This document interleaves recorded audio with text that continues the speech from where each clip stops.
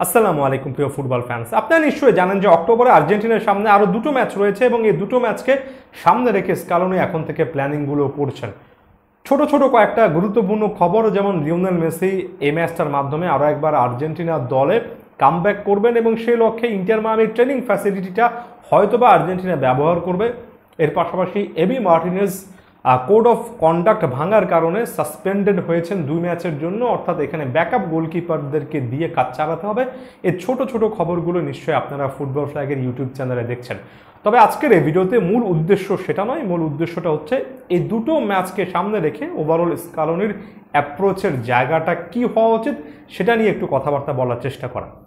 সাধারণত বিশ্বকাপ বাছাই পর্বের ম্যাচ যেহেতু যে কোনো কোচের কাছে এগুলোর গুরুত্ব আছে এবং কোচ জয়ের জন্য খেলবেন, বেস্ট পসিবল 11টা মাঠে নামাবেন, এটা অনেকেই সবচেয়ে স্বাভাবিক একটা ব্যাপার হিসেবে ধরে নিতে পারেন। তবে আমার কাছে মনে হয় বিশ্বকাপ বাছাই পর্বে আর্জেন্টিনার বর্তমান যে অবস্থা, পয়েন্ট টেবিলে এবং সব মিলিয়ে কমফোর্টেবল একটা জায়গাতেই আর্জেন্টিনা আছে।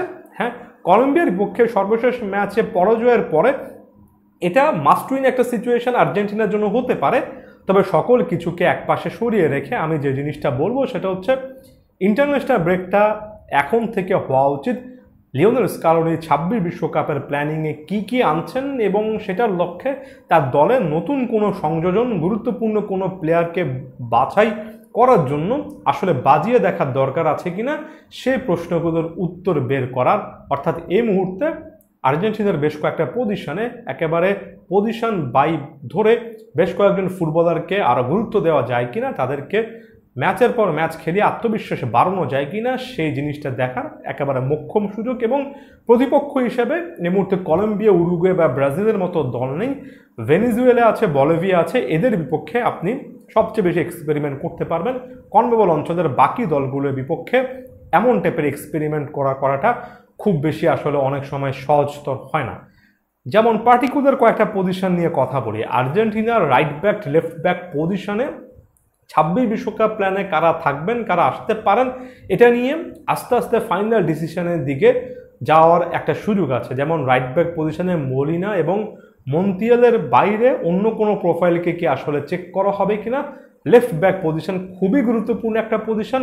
নিকোলাস তাগলেফিকোর পরিবর্তে মার্কোস অ্যাকুনিয়া সর্বশেষ ইন্টারন্যাশনাল ব্রেকও খেলেছেন, তবে তাগলেফিকো ফিরে আসবেন, মার্কোস অ্যাকুনিয়ার জায়গা হবে কিনা, নাকি ভ্যালেন্টিন বার্কো ইয়াং ট্যালেন্টেড এই প্রমিসটাকে শেষ পর্যন্ত স্কালোনি আসলেই সুযোগ দেবেন, সেটা একটা দেখার মতো বিষয়। আমার কাছে মনে হয় এখন থেকে সুযোগ দিতে হবে যদি আপনি আসলে মনে করেন যে 26 বিশ্বকাপে আপনি বেশ কয়েকজন প্লেয়ারকে আসলে নতুনভাবে দলের মধ্যে ডাকার চেষ্টা করছেন। এরপরে যে প্রেক্ষাপট সেটা হচ্ছে মিডফিল্ড, এবং মিডফিল্ডে আর্জেন্টিনার কাছে ফার্স্ট চয়েস 11-এ যথেষ্ট ভালো মানের ফুটবলার আছে। তবে একজন একি ফার্নান্দেসকে কি আপনি সত্যিকার অর্থে গুরুত্বপূর্ণ মনে করছেন কিনা, জাতীয় দলে একি ফার্নান্দেসের অনেক সুযোগ দেখছেন কিনা, এজিকিয়েল প্যালাসিওসের আসলে এখানে কোনো একটা রোল আছে কিনা সেগুলো যাচাই করার জন্য এদেরকে সুযোগ দিতে হবে। যদিও Rodrigo de Paul, Enzo Fernandez, Alexis MacAllister, Giovani Lo Celso, Leandro Paredes অপশনের পর অপশন আছে। তবে আমার কাছে তারপরও মনে হয় ব্যাকআপ প্লেয়ারের ক্ষেত্রে এই ম্যাচগুলো যেখানে আপনি কিছুটা হলেও দুর্বল প্রতিপক্ষের বিপক্ষে খেলবেন কনমেবলের বাকি প্রতিপক্ষগুলোর তুলনায়, সেখানে এই সুযোগটা বেশি করে দেওয়া উচিত। ফাইনাল থার্ড নিয়ে অনেক কাজ করার সুযোগ আছে। হ্যাঁ, আমি জানি লিওনেল মেসি আসার পরে এটা লিও মেসি কেন্দ্রিক একটা সিস্টেম হবে। তবে আনহেল ডি মারিয়াকে আপনি কিভাবে রিপ্লেস করবেন? সর্বশেষ ইন্টারন্যাশনাল ব্রেকে নাহুয়েল মলিনার মতো রাইট ব্যাককে অনেকটুকু ওভারল্যাপ করিয়ে উপরে উঠিয়ে চেষ্টা করেছেন, খুব একটা বেশি কিন্তু কাজে লাগেনি। তার মানে আপনি কি রাইট উইঙ্গার হিসেবে মাতিয়াস সুদের মতো কোনো একটা প্রোফাইলকে আসলে প্রমোট করবেন কিনা, নাকি ভ্যালেন্টিন কার্বোনিকে সেখানে মেকশিফট উইঙ্গার হিসেবে খেলাবেন? এই জায়গায় বড় একটা সিদ্ধান্ত নেওয়ার ব্যাপার আছে। নিকো গনজালেজও এমন একটা প্রোফাইল যিনি কিনা উইং সুইচ করে এ সাইডে চলে আসতে পারেন। সেক্ষেত্রে আলেহান্দ্রো গার্নাচো লেফট উইংয়ে এক্সপ্লোসিভ একটা অপশন হিসেবে আগেও ছিলেন, এখন আরো বেশি করে থাকার সুযোগ পান। ফাইনাল থার্ডে হুলিয়ান আলভারেজ, লাউতারো মার্টিনেস, দুজন নাম্বার 9-এর মধ্যে মেসির সঙ্গে সম্ভবত আলভারেজেরই একটা লিঙ্ক আপ সবসময় দেখা যায়, যেহেতু আলভারেজ বিশাল এরিয়া কভার করতে পারেন, প্রচুর হাই প্রেস করতে পারেন।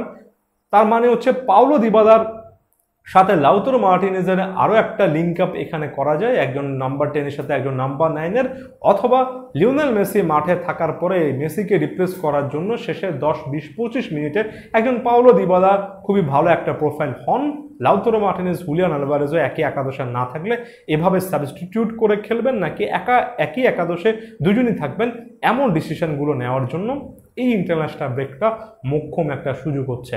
তাই রেজাল্টের দিকে আমি খুব একটা বেশি করে তাকাচ্ছি না।